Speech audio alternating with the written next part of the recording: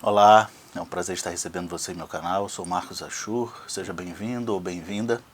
Nesse vídeo eu vou fazer uma análise dessa fotografia. É muito prazeroso você produzir fotos bonitas. Talvez a roupa seja muito bacana, a locação muito bonita, a modelo ou o modelo lindos, né, e tal. É bacana isso, é muito legal produzir imagens agradáveis. Mas tão importante quanto você produzir imagem agradável é você produzir uma imagem com um conceito dela muito claro para você. Você está lúcido do que você quer comunicar com aquela imagem. Todos os objetos, tudo que está acontecendo aqui nessa cena, tudo que tem aqui nessa cena, tem uma razão de estar aqui, tem um propósito, tem um simbolismo para mim. Por mais que para você seja diferente. Por mais que 10 pessoas ao contemplarem essa fotografia tenham 10 interpretações diferentes, eu tenho muito claro o que eu quero comunicar com ela, e é isso que eu vou explicar para você ter uma ideia de como funciona essa dinâmica de ter o conceito, ter um sentimento, ter uma história e o processo de transformar isso numa imagem. A primeira coisa aqui, eu vou começar pelas cores. Existe uma coisa chamada psicologia das cores. É fundamental você estudar cor, se você trabalha ou quer trabalhar com fotografia. Não só fotógrafos, tantas outras profissões, né, é importante isso. Mas aqui na fotografia, né, o conceito é o mesmo dentro das outras profissões, mas na fotografia nós temos a cor mais azulada, que significa uma temperatura de cor mais fria, que é a maior proporção dessa fotografia, o lado esquerdo, e temos uma cor mais amarelada, que é uma temperatura de cor mais quente do lado direito, que é uma proporção menor. Espacial da fotografia é uma proporção menor. A tonalidade fria, para mim, aqui, está simbolizando que esta jovem não é uma criança, não é uma senhora de idade, é uma pessoa jovem, é uma pessoa do mundo contemporâneo, uma pessoa jovem. Está no início da sua vida, praticamente, né, mais da sua vida adulta, vamos dizer assim. Essa jovem, ela está saindo de um processo muito intenso, muito doloroso, de solidão, de depressão, de falta de um propósito maior, falta de sentido. Eu não sei de onde as coisas vêm, para onde as coisas estão indo na minha vida, eu não sei o que vai ser realmente o meu futuro, né? Há um vazio, uma solidão. Né? Eu poderia representar uma cor mais preta, uma luminosidade mais escura do lado esquerdo? Poderia, mas ela já está saindo disso. É como se esse preto mais escuro tivesse para cá, ela já está numa outra fase. Né? Por isso que está uma luminosidade um pouco mais clara e uma coisa mais azulada, e não preta, densa ou cinzas, né? Coisa mais densa ainda. Então ela está saindo desse processo para o quente, que é esperança, é alegria, é uma renovação. Né? Eu quero mudar a vida, eu quero transformar, eu preciso mudar a minha vida, eu preciso transformar, eu preciso sair dessa. Né? Seja essa um término de um casamento, de um namoro, seja essa, né, alguém que faleceu, enfim, qualquer coisa que tenha levado as emoções dessa pessoa e o seu comportamento a pensamentos pessimistas, suicidas, depressão e tal. Então ela está saindo disso. Eu quis representar essa mudança pelas cores, pela interpretação que eu estou dando para essas cores. Algumas interpretações que eu dei aqui são similares dentro da psicologia das cores. O azul não necessariamente representa só esse lado denso, tenso. Né? Tem coisas agradáveis do lado na temperatura azul também. Mas é a leitura que eu dei para essa foto. Uma outra coisa que ajuda na minha interpretação, na minha intenção, a representar esse processo é o fundo fotográfico. O tecido que está no fundo é um tecido cinza. Eu joguei uma texturinha nele, isso eu posso mostrar em outro vídeo, né, que nitidamente do lado esquerdo ele está franzido, ele está ondulado, e do lado direito ele está esticado. Existe uma coisa chamada linguagem mórfica. que é o seguinte: você imagina uma imagem A, um desenho de ondas, né, várias ondinhas. Um desenho B, uma coisa toda rabiscada. Se você olhar o desenho B, você sente harmonia, leveza, calma, paz. Não, peraí, está errado. É o contrário. É no ar. As ondas dão essa sensação, esse sentimento. Já o B dá uma ideia de tensão, de algo desorganizado, de caos. Não é? Sim. Não tem uma palavra escrita. São apenas desenhos, são imagens. Mas dizem algo, transmitem algo. Então aqui o tecido franzido, errado, entre aspas, é essa densidade, essa intensidade, esses bloqueios e restrições, esses problemas, né, desse momento mais denso. Já o tecido liso, a coisa foi resolvida, o liso, né, flui melhor, né, viaja melhor, né, então, como eu estou viajando aqui, né, então é como se a coisa tivesse sido resolvida. Havia algo meio denso e depois algo ficou liso, dentro dessa cor, né, amarela. Uma outra coisa que simboliza que essa jovem já está saindo, já está em um bom processo de saída desse período denso, é a própria expressão dela. Ela não está triste, chorando, né, lágrima, maquiagem borrada, uma coisa densa. Não, ela está numa expressão. Ela não está rindo, feliz da vida, tudo legal, ó, dá um abraço. Não. Mas ela está serena. Ela está serena, né, e ela está limpa. A limpeza, tanto da roupa como dela, também simboliza, né, que ela não estava jogada no chão, se rastejando, suja, né, já passou o período de se maltratar, de não se cuidar, de não se dar o valor, né, e tudo isso. Outra questão é o fato dela estar em pé, né, ela está ereta em pé, ela não está sentada na preguiça ou deitada na morbidez, ou então já passou o período de ficar jogada no chão chorando. Ela já está em pé, ou seja, eu preciso me erguer, eu preciso me levantar para seguir adiante. Uma outra coisa que simboliza que ela já está num bom processo, adiante aí nesse processo todo, é o penteado.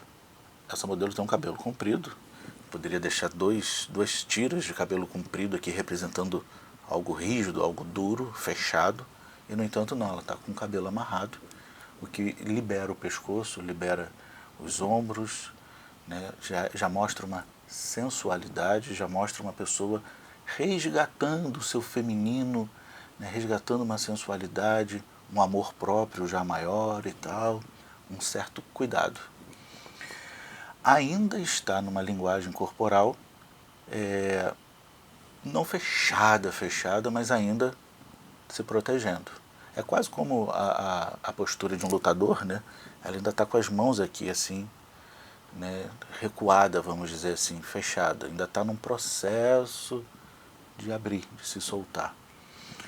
Eu quis deixar a tatuagem ali, não me incomodou a tatuagem, até porque eu estou fazendo o ensaio da pessoa, eu aproveitei esse ensaio para fazer esta imagem, essa foto, mas a tatuagem não me incomodou. Eu queria também deixar algum caráter particular da pessoa. Não que essa modelo esteja passando por isso não, tá, gente? Isso aí não tem nada a ver uma coisa com a outra. Tá? Só que apesar dessa pessoa, aí aqui vem uma das coisas mais importantes para mim. Apesar dela já estar de pé, já está limpa, já está resgatando o seu feminino, né, ela ainda já está indo em direção à esperança, ao ânimo de novo para a vida. Ela ainda está olhando para o passado. Isso é uma das coisas mais importantes para mim. Por quê? Porque muita gente costuma dizer que passado passou. Ou como diz o ditado, quem vive de passado é museu. Só que não. Por quê? Porque o ser humano é um ser em projeção. A gente está sempre olhando para o futuro. A gente está sempre olhando para aquilo que ainda não chegou.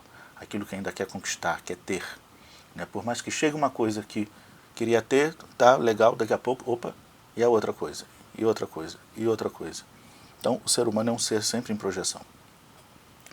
O que define uma projeção como um futuro ideal é a nossa consciência.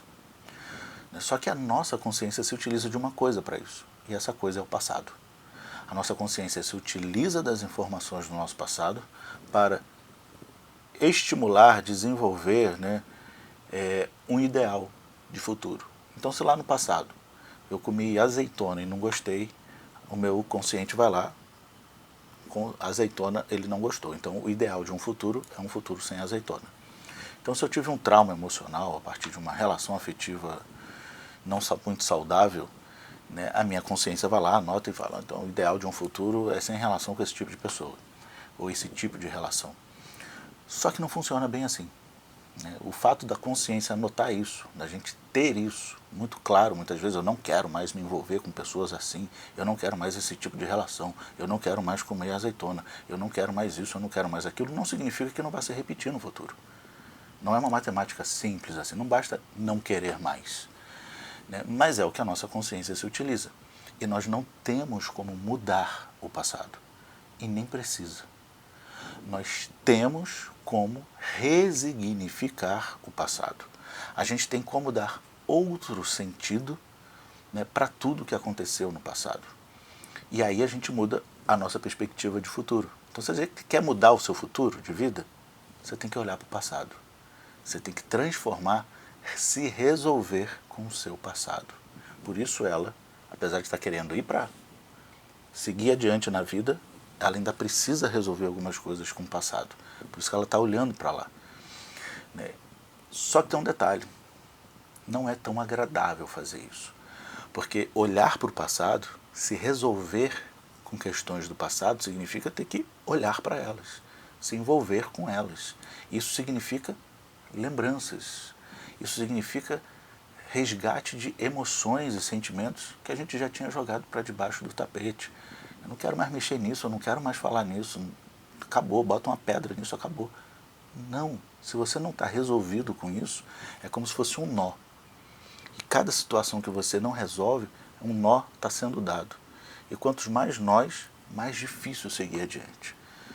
Só que não é qualquer pessoa que está disposta.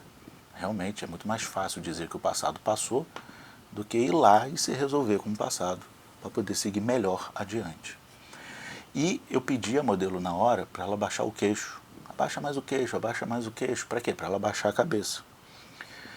A intenção aqui é que ela está olhando para o passado de cabeça baixa, como se ela tivesse quase que... A intenção era uma reverência ao passado, só que eu não precisava fazer o gesto de reverência ou qualquer outro gesto que significasse isso. Era só uma coisa de... Eu tô olhando para o meu passado e eu sou grata ao meu passado.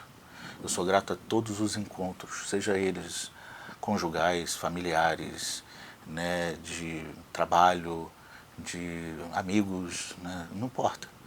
Né, quer tenham sido encontros legais ou não, temos que ser gratos ao nosso passado, porque ele é nossa história, o passado não morre, o passado está dentro da gente.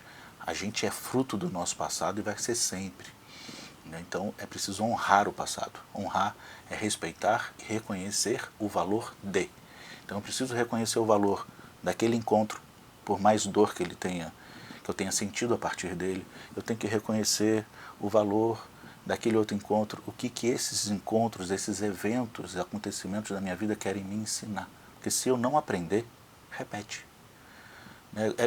Quantas pessoas já não falaram, talvez você já tenha dito isso, ou sentido, troca as pessoas, mas a história é sempre a mesma. Eu faço, quanto mais eu rezo, mais assombração aparece. Sim, porque você está colocando a culpa fora. Você está colocando o problema no outro. Você não está se vendo dentro da situação. O que você tem para aprender com aquilo? Enquanto você não aprender, você vai ficar ali. Às vezes até troca o cenário, mas a história é a mesma, porque você está sendo sempre a mesma pessoa, você que não mudou. Então é importantíssimo esse olhar para o passado, esse honrar o passado. Uma outra coisa é a xícara branca com líquido escuro. Não é um líquido claro, é um líquido preto, escuro, e a xícara é branca. O branco normalmente representa a paz, a serenidade, a harmonia, a tonalidade azul também, mas há um líquido preto. E por que uma xícara com líquido preto desse lado, mais frio, e um livro do lado mais quente? Vamos lá. Quando a gente está num momento de crise, seja raiva, qualquer outra dor, sentimento de falência, de qualquer coisa, a gente quer solução rápida de preferência de graça, e melhor ainda se for sem esforço. Porque o ser humano moderno é um ser humano extremamente preguiçoso, né? Então é muito mais fácil, quem dera, fosse, né, muito mais fácil resolver a minha vida tendo o ato de simplesmente beber um líquido do que me dedicar a ler um livro. Ler um livro dá muito mais trabalho. Estudar dá muito mais trabalho do que pegar um líquido e beber, como no filme do Matrix, que bota lá, né, a pílula azul, a vermelha. De qualquer forma é uma pílula. Então, muito mais fácil, quem dera, se transformar o mundo, transformar a minha vida, bastasse, fosse necessário apenas tomar uma pílula, tomar um líquido, um chá, um remédio, o que fosse. Mas não é tão simples assim. Então essa pessoa aprendeu que essa coisa de 5 passos para isso, 10 passos para aquilo, essa filosofia vazia, né, é uma furada. Isso não transforma a nossa vida. Ajuda a amenizar alguns problemas num dado momento, brevemente, né? Mas você quer transformar mesmo, você precisa ler o livro, você precisa se dedicar, você precisa estudar, aprender, ser educado, né? E o líquido é preto por quê? Porque quando a gente está num momento de crise, a gente não está muito bem da visão, a gente não está muito sensato, a gente nem, muitas vezes nem se dá muito valor, né? Então, o preto é, eu bebo aquilo que eu não faço ideia do que é. Eu assimilo coisas que eu não faço ideia do que é, mas me disseram que é bom, me disseram para fazer isso, me disseram para fazer aquilo, eu não faço a menor ideia. Eu vou no escuro, né? Eu vou sem saber. E vou fazendo, vamos ver no que dá, né? Então por isso que o líquido é preto, e não transparente, lúcido, claro. Porque muitas vezes a gente faz coisas que a gente não tem a menor ideia se realmente é saudável ou não, se é bom ou não. E às vezes pelo contrário, até faz sabendo que não é saudável, não é bom. Então os momentos de crise, eles são muito complicados. E o livro, ele está na parte mais quente, né, só que em frente a ela. A xícara já está um pouquinho de lado. Ou seja, ela já deixou a xícara de lado. Ela já colocou o livro na frente dela. O que está na frente dela, agora que ela decidiu trazer para a frente dela, é o livro. Só que o livro também se remete ao passado, porque o livro foi escrito, ele não surgiu ali, né? E eu joguei uma textura em cima do livro para deixar ele com a aparência mais velha. Então, o que vai realmente fazer essa passagem de vez do lado mais frio para o quente, desse momento de vida mais dramático para o mais leve, é ela se debruçar em aprender com quem veio antes. Também é um retorno para o passado, também é um resgate para o passado através do livro. Só que um olhar para o passado diferente, um olhar já reconhecendo o valor do passado. Mas hoje em dia a gente não se dedica nem a saber a história da nossa família, a gente mal sabe a história dos nossos pais, quem dirá dos avós, bisavós. Então, os ancestrais, a gente precisa aprender com os ancestrais. O ser humano fez alguma curva muito mal feita lá atrás, né? E a gente precisa retornar para fazer de novo um outro caminho. E a gente precisa estudar, a gente precisa aprender com quem veio antes. Estudar dá trabalho, estudar demanda tempo, estudar envolve investimento. É a contramão do mundo moderno, mas é o que a gente precisa, não tem outro jeito. Não é só bebendo um líquido, ou uma pílula, ou uma meditaçãozinha que vai resolver o problema.